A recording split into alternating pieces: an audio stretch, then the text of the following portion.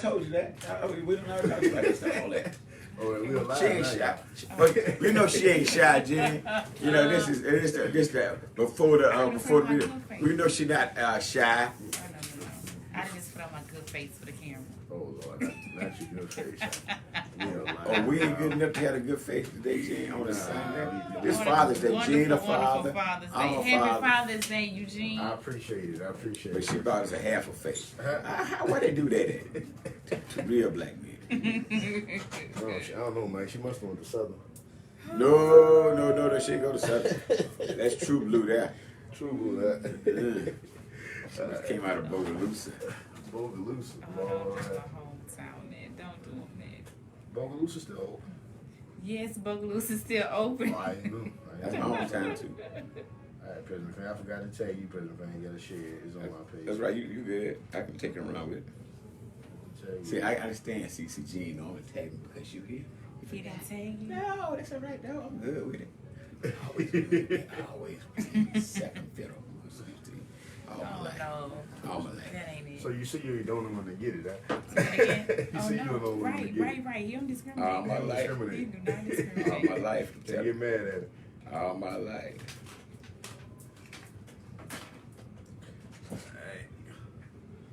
Let's go on IG now. We're almost there, y'all. Get some legislative updates here.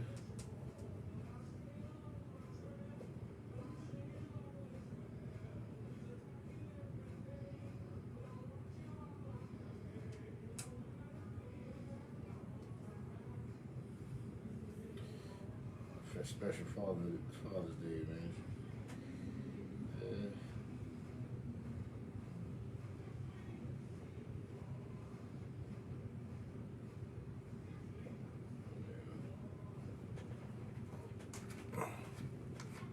Ms. Cherie, you were tagged, so you can share as well.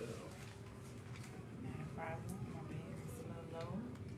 Quite dead right now. And then she bought us low battery, bought a phone with low battery over the jean. See what I'm saying like this? I ain't think I needed my phone. Come on, baby. Why you do it like that? I thought we I ain't think I needed my phone. Oh, you don't need, but I thought we'd get the total package. We getting half. We getting the third jean. A third of it. No. He said a third, not even half, a third. I feel like I'm getting 25%. I gave it a bit more than. Like at least a third, I might. Yeah. Okay. A little height on this junk here.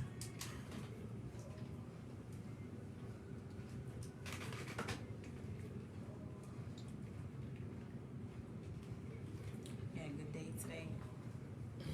Yeah. My daughter. She like to post and stuff. All right. We're gonna turn this volume up. You ready?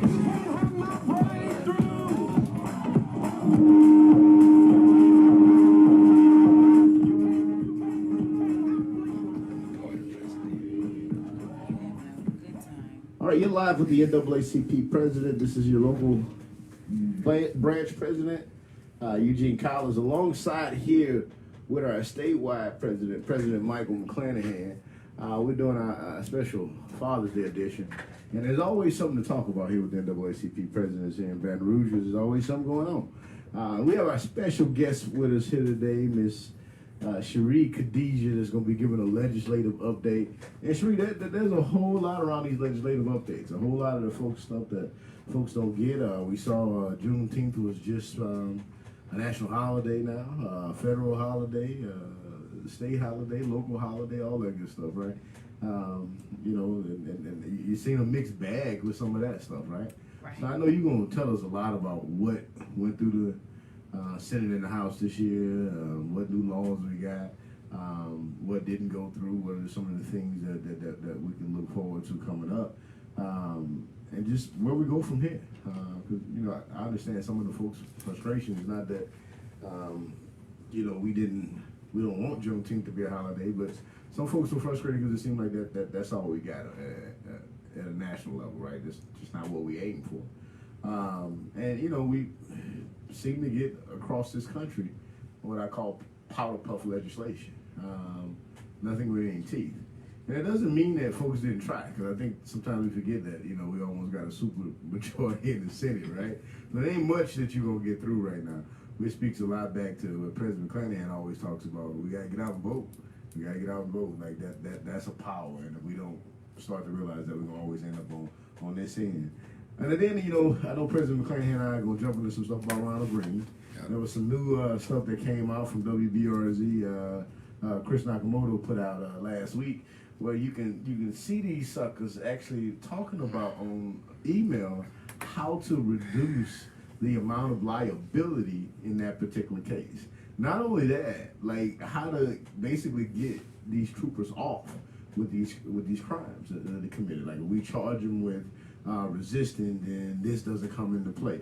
And we know that during protesting, right, in some of the more heightened environments here in Baton Rouge, protesters were always charged with resisting.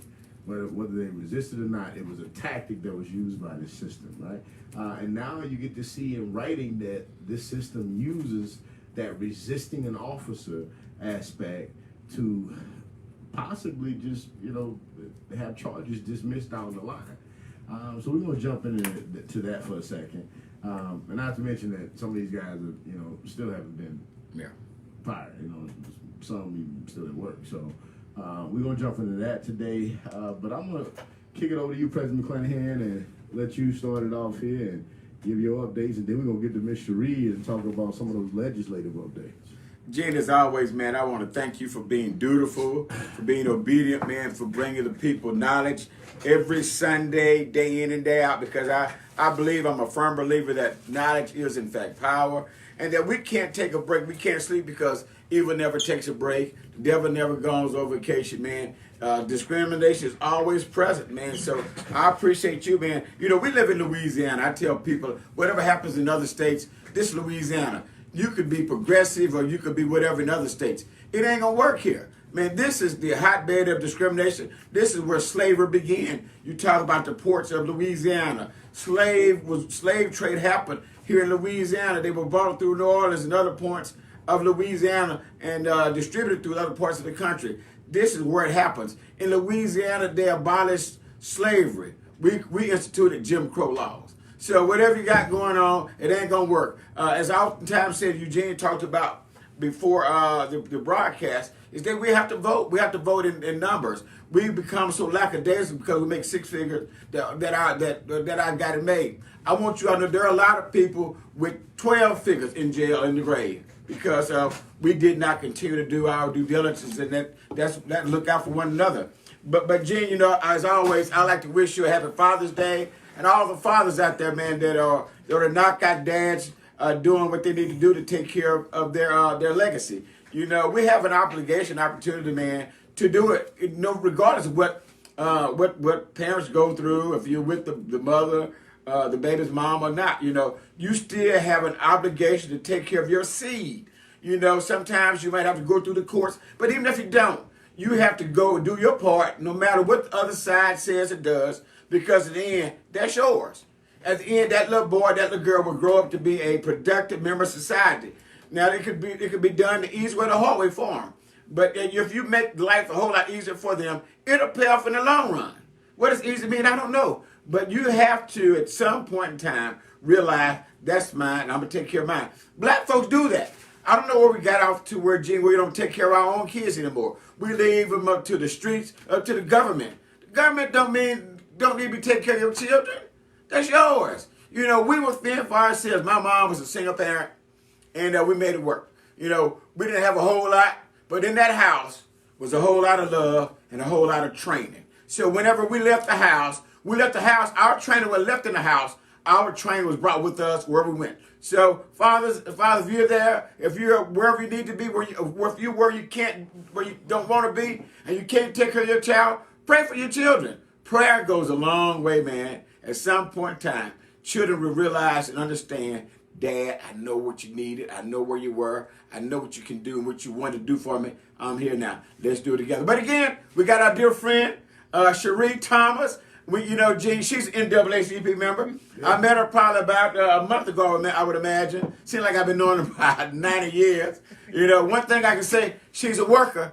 anything going on in the community that's positive, you can find her there. And she asks for not one dime. She don't even like to take pictures. When the camera comes around, she goes, she leaves. And I said, it's all right, Cherie. We know where your heart is, and she takes orders good. If you tell her to go do something, Jean, and it's meaningful, she'll do it. So Cherie, go at it.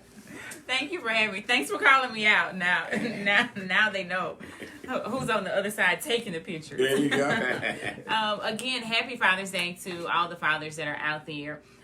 We did have a really tough legislative session. If you were definitely at the Capitol, you were in the heat, in the thick of it, knowing how tough the actual session was. We had some good bills to come into law, and then we had some that really should have passed and they weren't. Some that were railroaded, and some just that were totally neglected. And so it's really disheartening.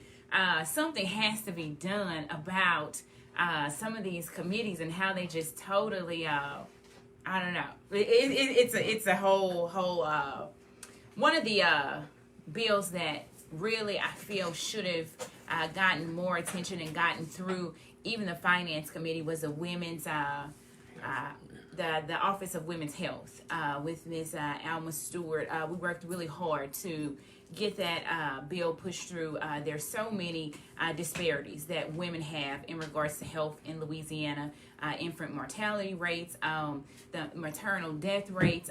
There are so many disparities that women have, and we really need an Office of Women's Health.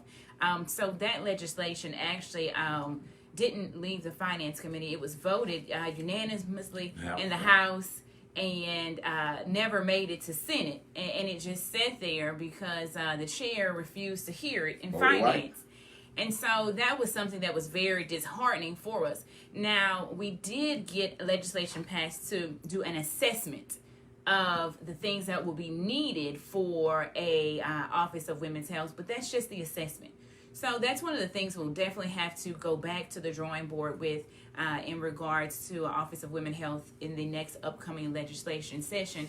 Sure, I want to stop and talk about that for a second. Yes, definitely. I know you have probably seen all the camera equipment here, all that good stuff. But I think that was the piece of legislation that I think they named for my sister You're right.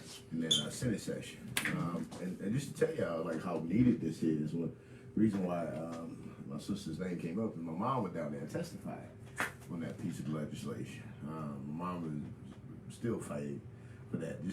My sister died about 16 months ago now. And she died because she got to the hospital, and I'm just going to keep it real. She was treated like a black woman. She went to an emergency room, got in the emergency room, and literally, she sat there sometimes because doctors treated her essentially like she was on drugs.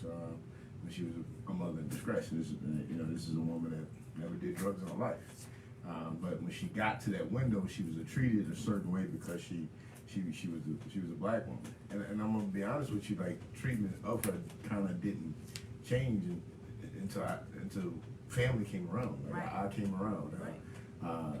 And that's when they started to do some things and move. Long story short, my sister and my nephew ended up dying because the system treated them like black folks. It was one of those situations that had just got to the situation sooner. My sister and nephew would still be sitting here today. So that's one of those bills that's just always near and dear to me. So next year when they put it back up, they're gonna see a lot more of me to get that through. But that it was one of those spots that it just made sense to study the disproportionate effects that African American women suffer when they enter the healthcare system, and it's not surprising that it died in finance with Senator Bodie White.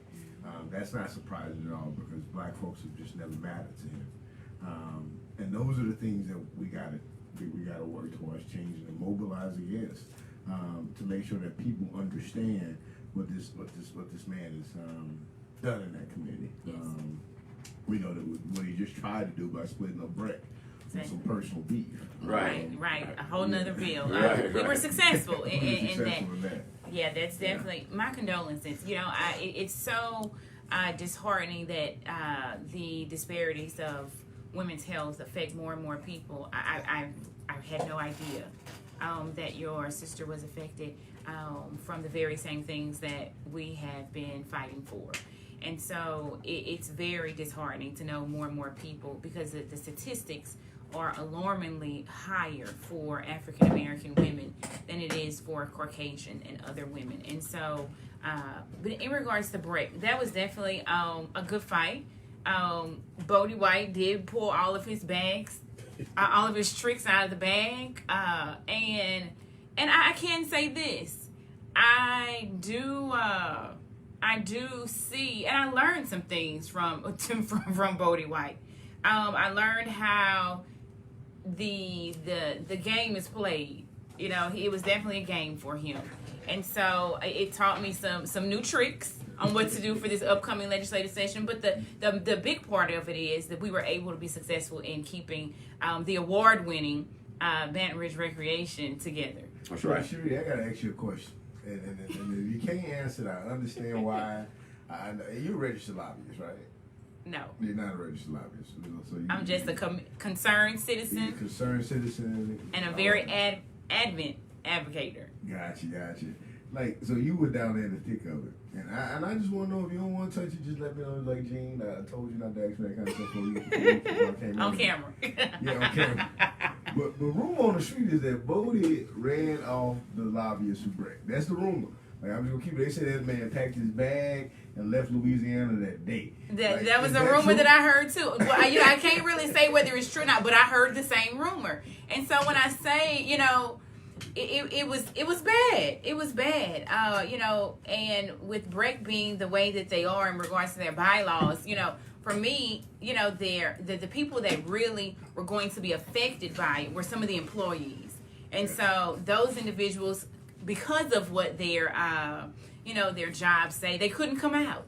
And so they were always, Sheree, tell us what happened. Sure. And so it's really important for individuals that do go to the legislative session to report back to the community all the time. I felt like I was a news reporter sometimes, because I think I only missed 5 days of all of the days of session. I was down there pretty much every day. And so it does matter for people like myself and yourself to be there and then, you know, report back to the community and the citizens of the community, because they're looking for that. Yeah, some other things I want to talk about that was proposed this session that was really good. So as we look at the cases that are coming up around Don Turner Robinson, and Mr. Ronald Green, there was one piece of legislation that was going to be really important to future situations like that, and that was qualified immunity. And again, our state has shot it down. And for those of y'all out there that don't understand what qualified immunity is, I'm gonna explain it to you one second, right? So qualified immunity is actually, it's a law that's on the books that essentially says that officers can't be held personally liable for you know, killing somebody or causing bodily harm, right? So now the law was originally put on the books to actually act in a way that keeps government employees or appointees from frivolous lawsuits. But we've seen it used in a different way.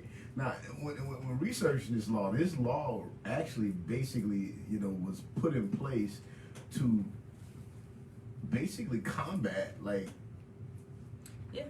the laws that were passed to promote the equity and equality of African Americans, because they got tired of being sued by entities like the NAACP, the ACLU, the Urban League. They got tired of being sued because, like, in the 50s and 60s, it was different. Like, they didn't act with as much political correctness as we do, right? They would sue you. They would march on your house. Right. They get you. They get your pencils. Yeah. They really didn't care what you felt about them, right? Right. So they put these laws in place to stop that. And as a result, we've seen some levels of accountability go away, because if you can sue somebody personally, then that affects their mortgage, that affects their car, that affects their kids and their schooling and all that stuff. So it just makes it less likely that if they stop me on the side of the road that they're going to shoot me if they got to be held personally responsible. They got something to lose at this point. They got something to lose. We saw that fail again here in Louisiana.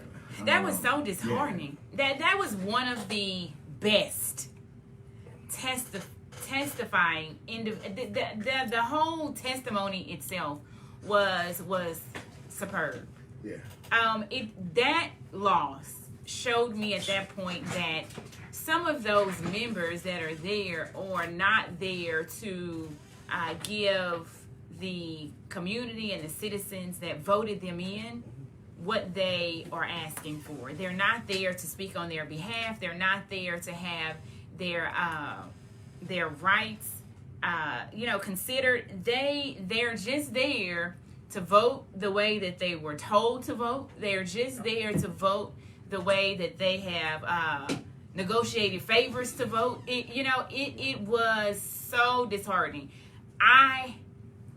Through the testimony and through the actual committee hearing, the last committee hearing, I just knew that we were going to win that because the testimonies were so excellent. They were so on point. They spoke right to the matter, and that loss was hard for me. I left that day, and I was literally depleted. There was African Americans and Caucasians alike that literally cried in the hallway when we lost that, and so that was a tough one. That was definitely a tough one for me. I'm not gonna lie, like, people will say show up, right? Show up, like, they gotta see you. They don't make a difference. Right. Last year we showed up, and I remember it was something like 76 to 80 people that spoke in favor of qualified immunity. And then there were 2 people that spoke against qualified immunity. I think it was the Sheriff's Association, and then one other political subset. So you had like 80 people show up and say, hey, we want this. But 2 people showed up that didn't want it. Right. And we didn't get it. Exactly. So like folks that were there, like, they didn't understand how that worked. Like, y'all told us to come, y'all told us to be organized, but there's still 2 political subsets that can come, and their word is valued higher than the others. And one thing I learned from that is when we started telling people to show up, it just can't be about just coming to the meeting. Because sometimes we think it's about coming to the meeting, producing little pretty documents, and showing up on the streets and passing out turkeys and T-shirts like that. But until we create these political subsets that are feared, right, we're gonna always end up in this position. Like, and people will sometimes say the NAACP over there, they're becoming a bunch of bullies. Somebody told me, I don't like all that. They call us bullies. Bullies. Yeah. We by any means necessary, Gene. But let me kind of chime in too.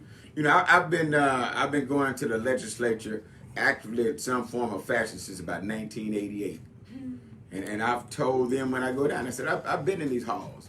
I don't go as often because I know what goes on now. I remember a time when you could go there, you couldn't tell who was Democrat and Republican because they after the legislative session, they all went out. They were eating together, hunting together, what have you. Now it's so polarized. Either you're on the far right or the far left, and what have you, and the people's business does not get taken care of.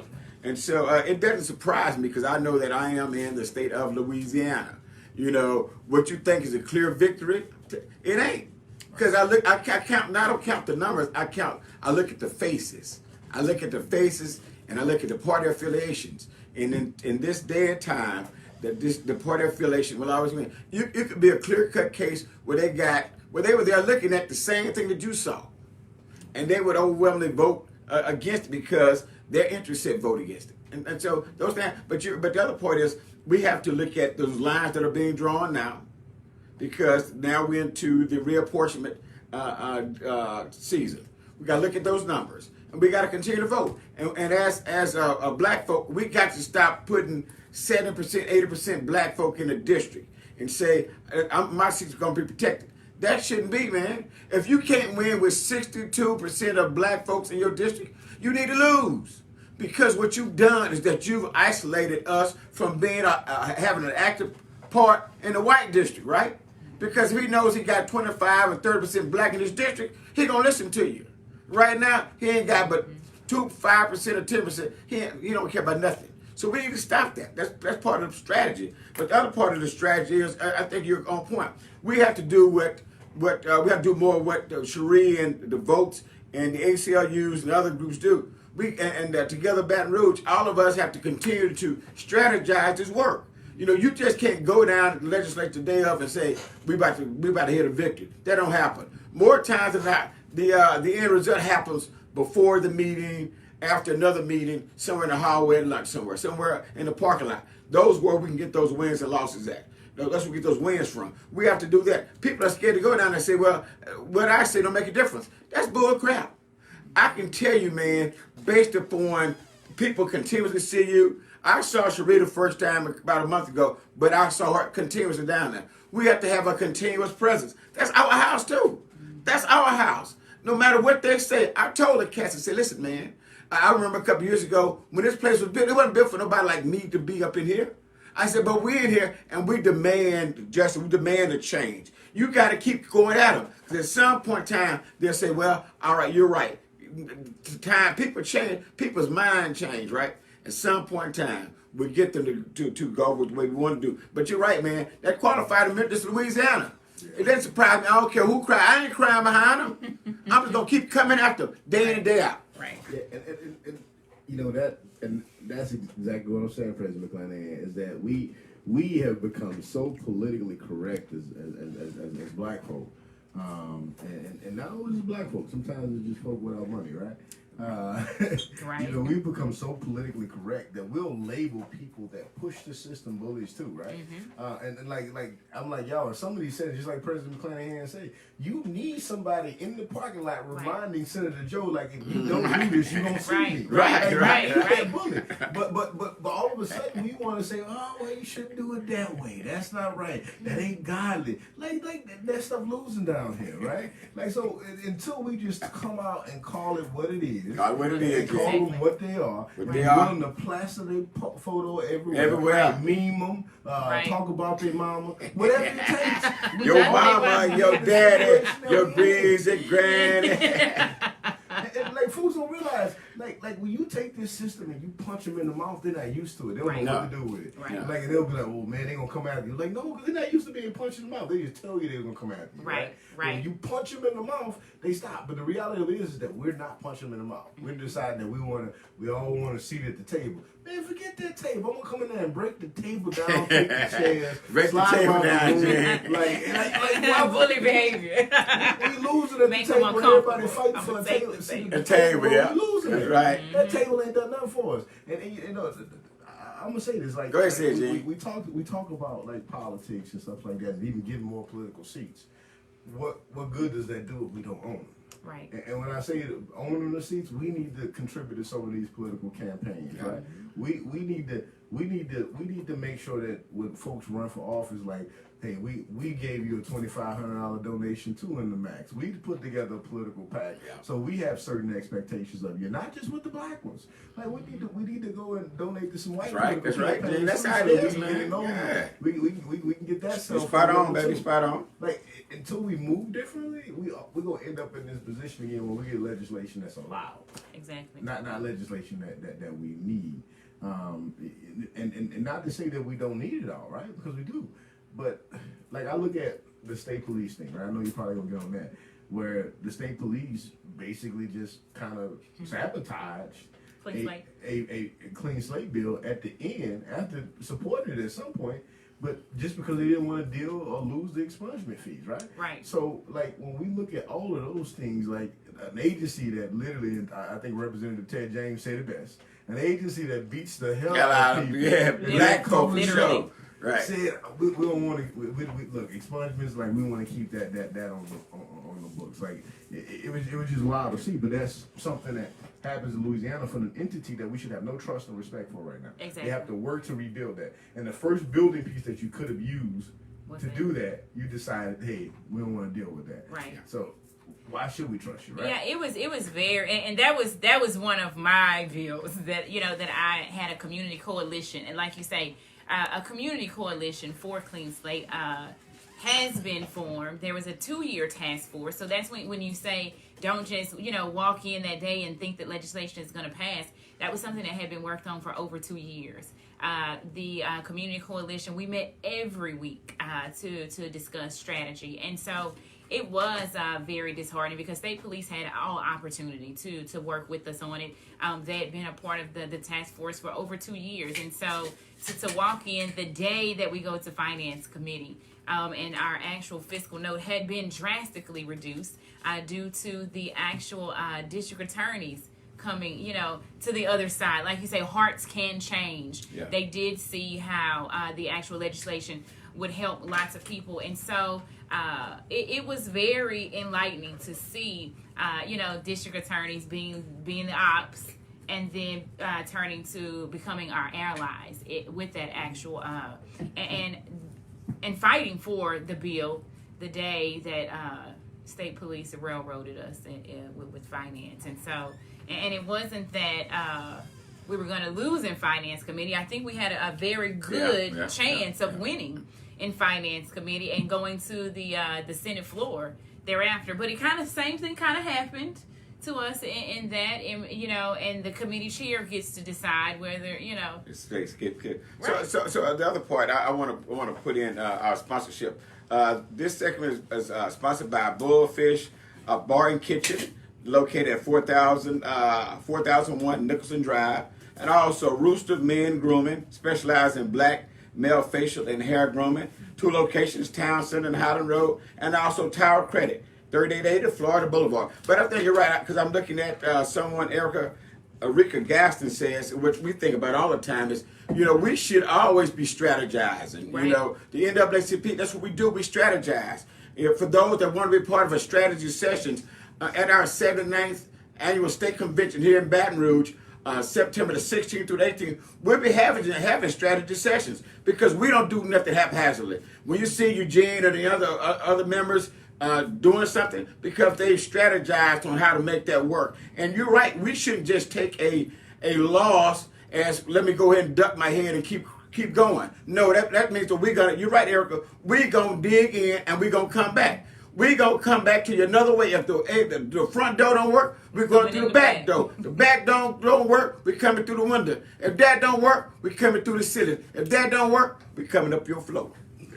And I'm going to say this, man, we know some folks out there working hard, right? But I find that, right now, some of this is our blame too. We follow way too many rules. We follow. Jen, you were born in January. I was born in May, man. That's close. That's close, Jen. I'm close. You close. We follow way too many rules. We gotta get back to being rule breakers, right? And then they'll say, well, the system has these rules, and we ain't gonna follow none of those. But then you see the advocate community and the activist community, they develop their rules. So you're supposed to follow their rules then too, right? And then, we got the organizations and the civic bodies, they develop their rules. Right. And you're supposed to follow their rules. Follow their rules, Jim. I don't follow none of their rules. I tell them, just forget y'all. Y'all want to work with us, don't work with us. We'll just be the NAACP out there. Literally, because we get into all of these rules. And I'm not going to follow a set of rules from a set of losers. That's just what it is. Right. So if you out there losing all the time, that's the reason I didn't listen to you. That's the reason I didn't follow you. It ain't because I don't like you. I might personally think you're a great person, but you always losing. So I don't want to be around you. We gotta have that conversation. Right, Jay.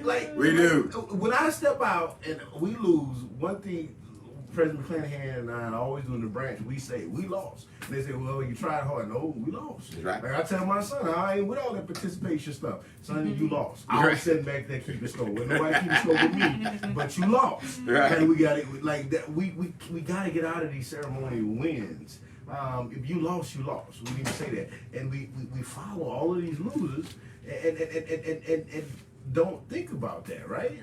And Reverend Alexis Anderson said, would you like to hear a little about the death rate of the jail. Yes, but we need to hear a little bit about the death rate of men on the side of the road, the jail, and everything else. We got to commingle that stuff. I care about the jail. I care about the men on the side of the road. I care about crime in our communities. Like, we don't have to be pitted against each other if we all losing. Right. We need to be a team, right?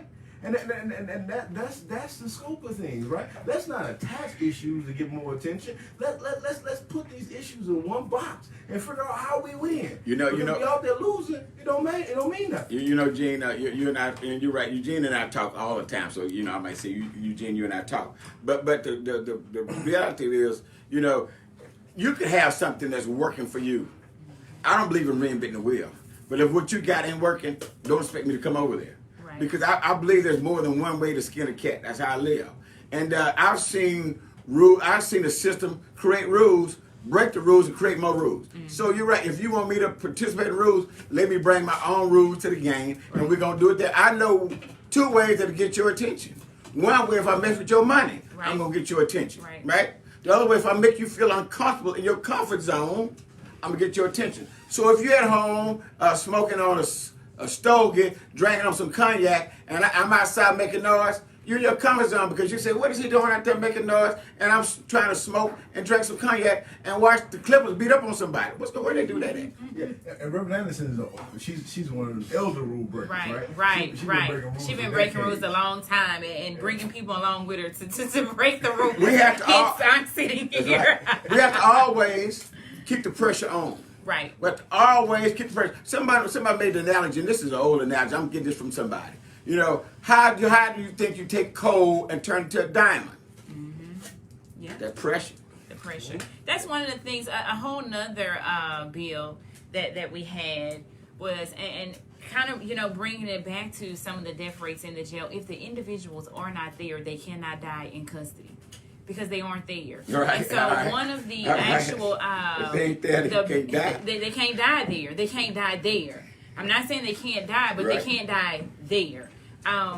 East Baton Rouge Prison has the highest death rate in the country. Come on. In the country. Yes, the country. And so we have confirmed and unconfirmed deaths. If we go on unconfirmed deaths, we know for a fact we're over 50 of unconfirmed deaths. And the reason I say confirmed and unconfirmed is there's no guideline, there's no standard that mandates that they have to report these deaths to anyone. Okay, so now I'm going to be transparent, right? Sid is my friend. And so my friend is allowing deaths to happen at the, maybe we need to have the sheriff on our show, Gene. Let's see, can we get him on our show to talk about this? Because clearly, if there are deaths, and we're the number one nation per capita in deaths in a prison or jail, that's problematic. I need to call my friend. I know somebody's listening from the sheriff's office. Let's get our friend Sid Gocho to come on this show, and let's talk about this. Let's talk about this, Sid. So we're going to have you come on within the next couple of weeks to come on and talk about these deaths that are happening at the parish prison. Because this young lady sitting beside me now said we're leading the nation. We can't lead the nation in stuff that's bad. That don't surprise me though. I did some work back there in the parish prison. I remember at one point the air conditioner wasn't working right, and I think they were passing out ice cups at that point to regulate people's temperature. I don't know if that's changed, but that was the case when I was doing some work back there. And not only that, I remember a case that we worked some years ago now. His mom is still on the front line. With Lamar Johnson. I remember that. Surrounded that, right? Remember that case. So this has been like a fight for a long time, and I'm gonna be honest with you. One of the things that hurt us in this fight is the consistent face that I've seen in that fight is Reverend Anderson. Other faces have came and gone, but Reverend Anderson has always been there pushing back to President Clinton on my pounding the pavement days. Right. Reverend Anderson will be pulling up in the parking lot to get on it, to get some airtime. Like, she's been fighting this, but that's what it takes, that consistent pressure and continuing to push the issue. But let's just keep it real. I saw a lot of infight amongst organizations and advocates and activists, us telling each other what all of this crap and this person and that person. I'm like, guys, we ain't got time to be out here, with adversity towards one another. You don't like me, that's good. I ain't asked you right.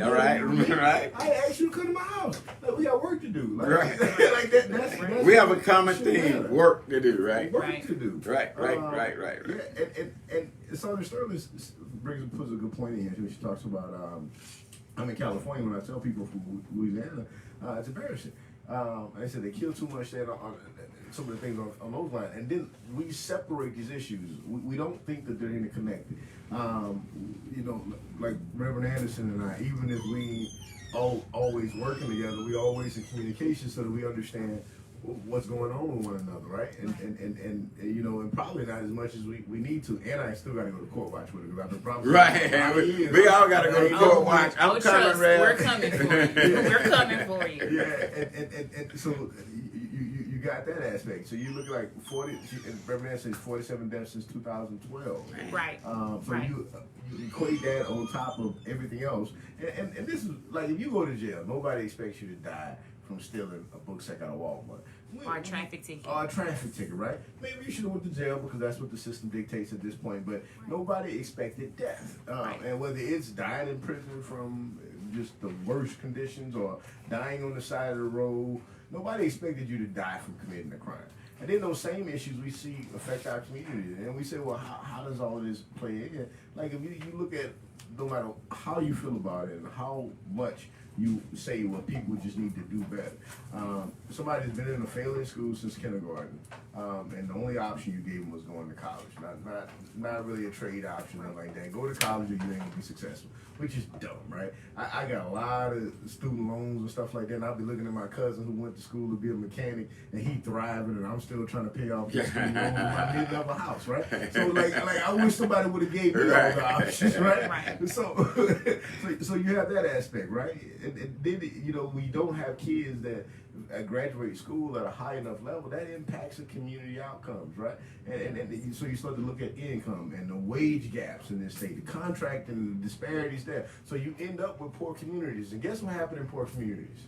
Crime. No matter how you feel about that, but that's what happens in poor community. And how do we combat that? We go out there and we say, hey, look, we're gonna march around. We're gonna get y'all a job at McDonald's. Y'all gonna make $350 every 2 weeks. Now I know you're making $1,200 a week on this corner, but look, $350 and you're good with God, and I'm gonna give you a turkey. Like that ain't gonna work. I'm gonna stick like literally. I got kids in private school. I just hope I never have to go to the corner. I don't know how I'm gonna decide. Like so, I'm just keeping it real, right? Keep it real, Gene. It's a real show. We gotta understand that. Keep it real show. You look at all of our failures in the system. That's what it ended up with. And Reverend Alexis Anderson is spot on. We talk about the number of deaths, and you talk about being there for traffic tickets and all of that good stuff. Right. Like, why we still even have to, have a sticker on our license plate? Yeah, it's really sad. It goes back to public safety. And so some of the things we need to really strategize and talk about is reimagining public safety. What does public safety, in this community really look like? Who do we need, really at the table? What resources we have? And, what are we doing in our communities to make sure that our communities are safe? And so, Eugene, you hit on a lot of points, in regards to the deaths, because they have not discriminated in the types of deaths. There's deaths by suicide. There's deaths because individuals have frozen to death on the floor of the jail. There's deaths because individuals have died from heat exhaustion. There's deaths because individuals have been refused to receive health care, and they're holding their feces in their hands without colostomy bags. There's deaths because their blood became septic because they refused to flush their ports when they had ports. And so it's a whole conglomerate of things. And so it's not just one thing, but we've made some recommendations for putting in, a suicide prevention program. We've made recommendations for medical RFP, and we've worked through that. We're still waiting. They're well behind the time of naming a new healthcare provider with this RFP, but that's where the community needs to speak up and say, hey, if the public record states an individual should be named by this date, what's going on? Yeah, it sounds like it's covered, but sound like it. We need a new jail. Is it that we need a new? We need some better policy and procedures. So we get policy and procedure in a still old building. We need both. Then why can't we have new policy and procedure and a new jail, and don't call it a jail? I fail to believe that if I get a traffic ticket, even if I'm behind, the only thing you can do is put me in jail. I just feel we must be the only industrialized state or city where if you have a traffic ticket, no matter what it's for, that they got to take you to jail, make you lose your job, lose your family, and all that stuff, and then you won't even take care of me because you called me to lose it, but you said I should be on welfare. So now you're going to push me out the streets, and where I'm going to have to start working on the corner and do something to support my family. That's crazy. We want a restorative justice center. We don't want a new jail. We want a restorative justice system. We want a system to restore individuals, to make corrective action plans. We want, if they messed up, let's help them fix it and put them back on the street as, great citizens, and not as a person that messed up and you want to, throw them back in the same environment and not give them any assistance or any way to move forward. I know, as a kid, I done messed up plenty of times. I'm from Bogalusa, so I done got whooped. I done got whooped. But man, I'm gonna go back. I still can't. But it was always a learning lesson. Why we got to have the jail? Got to be full of a whole lot of people that don't need to be there. We have no other alternative other than to lock you up. But I try to tell people, this Louisiana. Yeah, and President McClain, you're spot on. Like the result has always been locking people up. And I'm gonna be honest with you. One of the biggest reasons why we haven't some trouble like getting people to understand this is messaging, right? And now messaging, now you're seeing people that should be feeling a certain way about some stuff.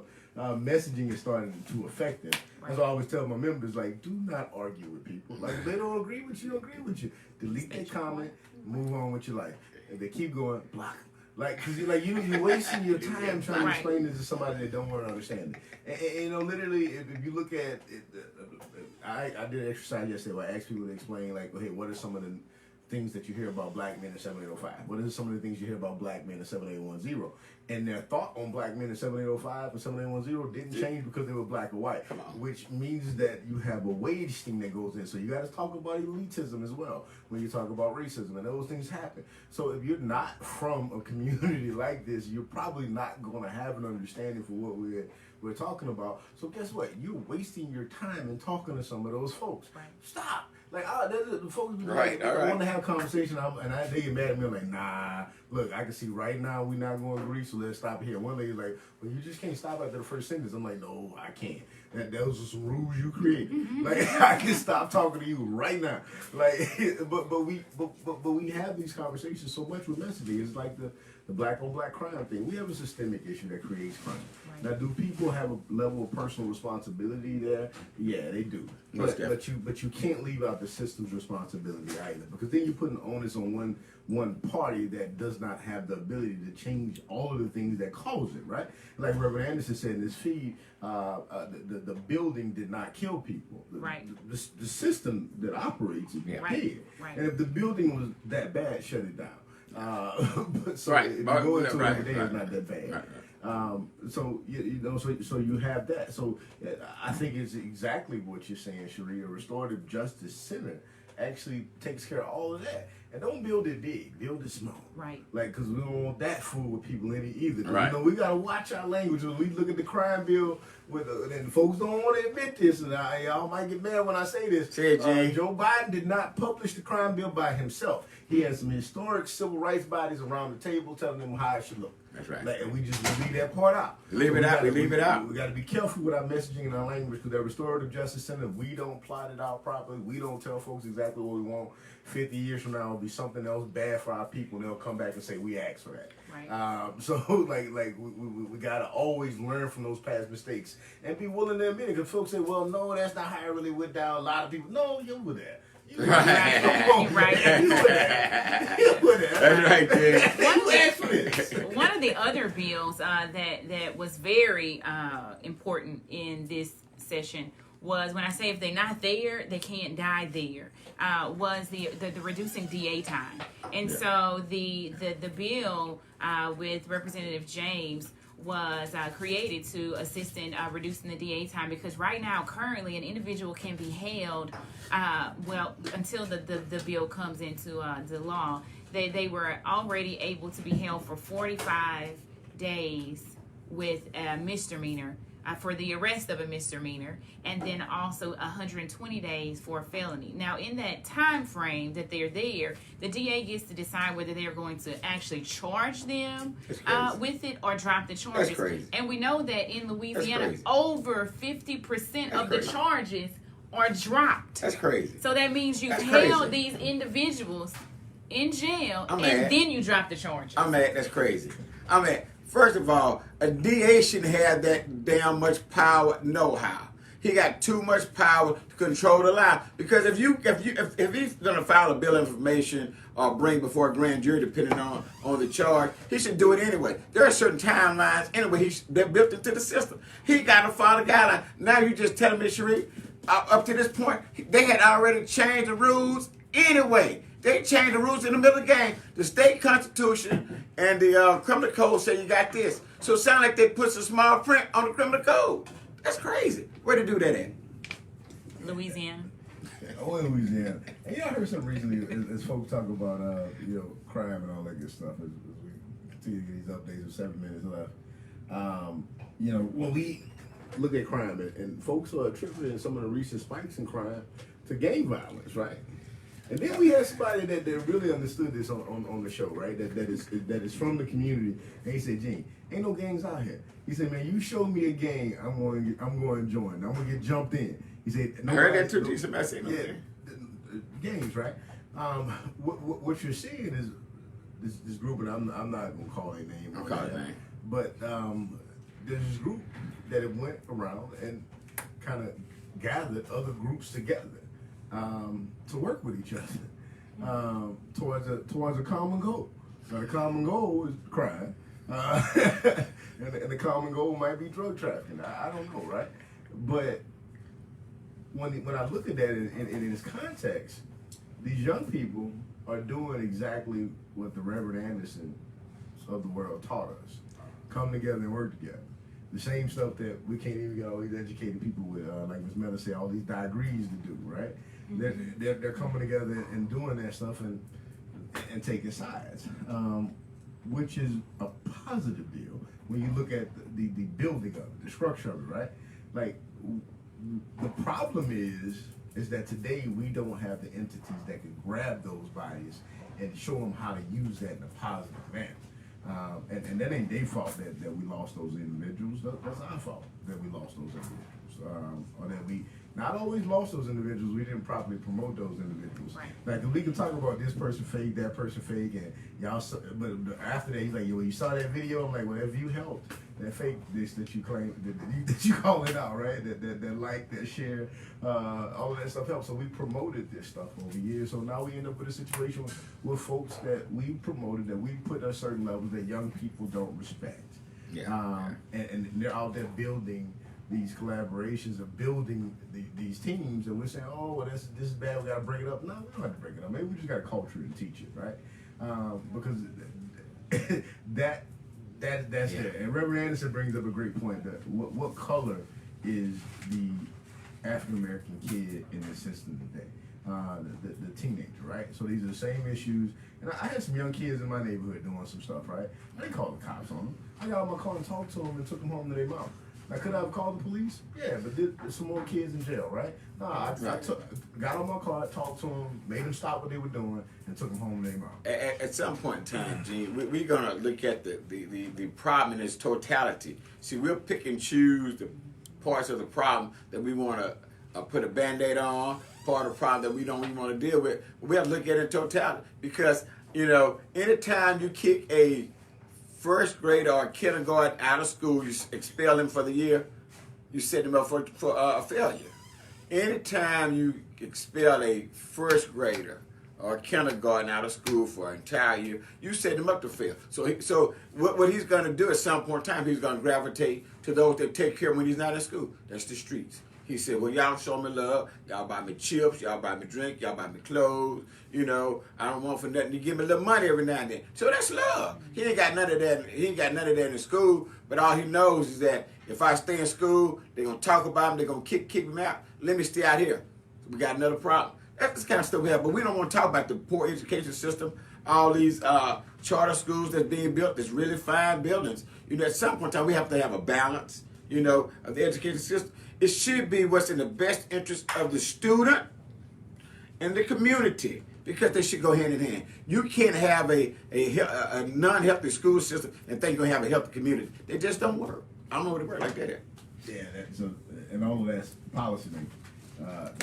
How the schools work. All of that's policy making, and then again we want to blame our community and not the ineffective policy makers. Some of them been there 20 years, and it don't mean they're not good people. Like it just means that we've been ineffective at some things, and not everybody. Like this ain't an everybody thing. Like we have some really good leaders in Baton Rouge.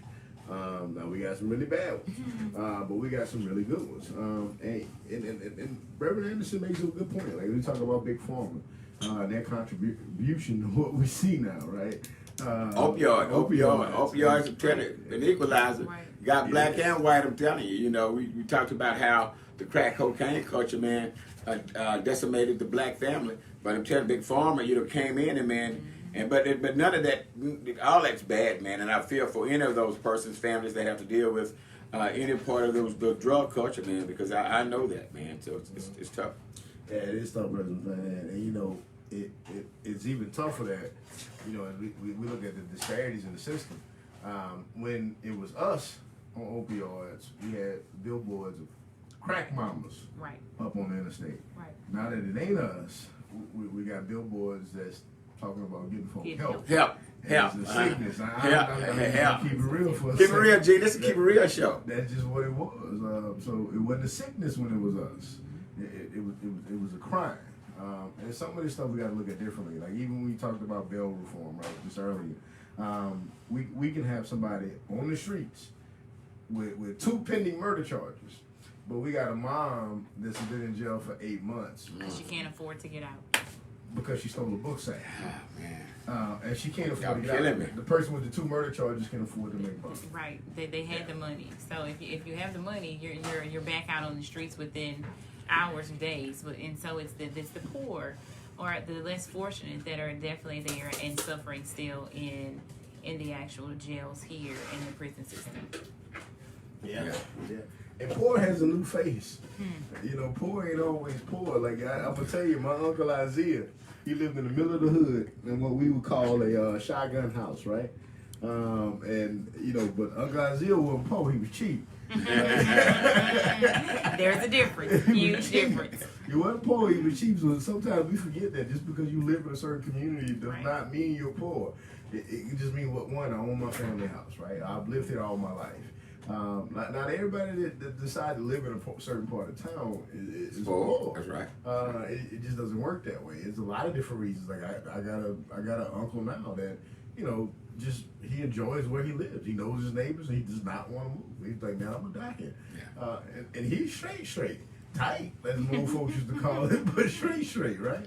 But that's what it is. So poor has a new face, and Dr. King, we always talk about Dr. King and all that good stuff. As Juneteenth is passed, and Dr. King got killed because he figured out a formula. It wasn't about just bringing black people together. It was about bringing poor people together. And he said, when poor people come together and get mad, it was going to be bad. And maybe that we need to get back to that. Like, hey, we go to the white community and say, hey, look, these Republicans ain't really, promising y'all, delivering on y'all promises, like, they, go to the Democrats like, hey, they ain't really keeping up with y'all either. You know what I'm saying? Like this has to become a transient fight because, when we look at the stuff in jails and the stuff on the side of the road right now with men dying, Tron Robinson, an 8-year crime. And let's not even talk about qualified immunity and how that's about to complicate that Tron Robinson case.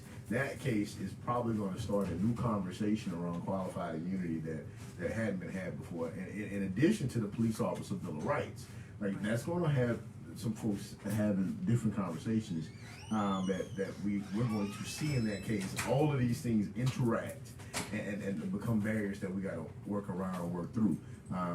It's going to start a new conversation. So that's what we had legislatively here in Louisiana. President McClanahan, any closing thoughts? Again, as always, man, I want to appreciate you. But, you know, a couple of things, man. Juneteenth was an official holiday this year. It kicked off on yesterday. I think Friday, for those state employees, they got a half a day. And I was up in Faraday, Jonesville, and Delta, Louisiana, where in Delta they renamed Madam C.J. Walker Street after Madam C.J. Walker, who's from the area. She's the first black female millionaire. So we enjoy that, but just people coming together. You know, when I worked for the city, was over the Gun and Violence Committee, we used to sponsor a large Juneteenth program here in the city. I'm glad to see it's still going on, but there are 2 or 3. If we could ever come together, Gene, poor folk, middle class black folk, and religious folk, non-religious folk, just come together to celebrate something together. Then that's the start of something big. So if we never do that with something big, but we always tackling Ronald Green and Dontrell Robinson. Those things are part of our nature now. They're second nature to us because we can't say, let's have law enforcement here or let's have some other families here. But we got to always fight till we get victories. Small wars are fine. Those will give you the energy to keep on fighting. And we will get victory in those cases, man, because we've already seen movement. But the best is yet to come. We have not even begun to fight for those young men and those other persons that have been slaughtered mercilessly at the hands of low-down officers, be it state police, city police, or whomever. So, Jane, as always, I appreciate you. The NAACP is coming on the 79th annual state convention. Going to be here in Baton Rouge, September the 16th to the 18th. If you want to be a part of something special, pay your $30 to become a member of the NAACP. Cherie met me one day. She went and got her money paid for it on the spot. She's an NAACP member now. Also, I'd like to give a shout out to Bullfish Bar and Grill, 4001 Nicholson Drive, Tower Credit, 3880 Florida Boulevard, and Rooster Men Grooming, specialized in black facial and men hair grooming, located at Town Center and Highland Road. Gene, I might need something, but I tell you what, this face gonna be seen on everything. When they say I'm coming, look at this face. I'm coming. Cherie, any closing thoughts? Yes, you touched on a point of the Robinson and the Greens. And what about the unheard stories that we have? We know there's lots of unheard stories. And so that's definitely something that I'm going to be assisting in working on, unheard stories. And so I do want to close out and thank everyone for tuning in today. Again, Cherie Thomas with the East Baton Rouge Parish Prison Reform Coalition. We meet monthly in regards to addressing some of these issues and having different strategies for change. So again, thank you so much for having us today. And let's look for a date for having to sit down with Mr. Gautreaux. Okay, yeah. We're going to do it soon. We're going to do it soon. We're going to call Sid. We're going to call him tomorrow and invite him to come to the president's show. And Sid is the sheriff of East Baton Rouge Parish. And let's sit down and have a candid conversation. We had the superintendent on talking about school coming to start school late. And that was a good conversation. We've had many persons on here. And now it's time to have our show. We had the chief of police here. So let's go. Yeah, one of the things that with the Prison Reform Coalition and myself being over the medical task force, this has been a 3-year fight for us. We've met with council members, we've met with the mayor president, Sharon Broom, and we've also met with Mr. Gautreaux and Warren Grimes before. So we want to make sure in this show that they don't pass the buck, because they have this thing where the sheriff is supposed to be over the security and the administration is supposed to be over the actual rules and regulations. So let's strategize and just call it what it is, the worst in the nation. Yeah, and as we close here, The worst in the nation. Yeah, the worst in the nation. As we close here, Cherie, one thing you talked about was the unknown stories, right? And we got to look at the reasons why stories are unknown. And one thing that's getting old to me as I continue to do this work is folks come in when the work is done. And they're saying, well, now we need to work together. But you weren't there when the information requests were being done. You weren't there when we were reading through boxes of emails. You weren't there when we were meeting sources and people different places.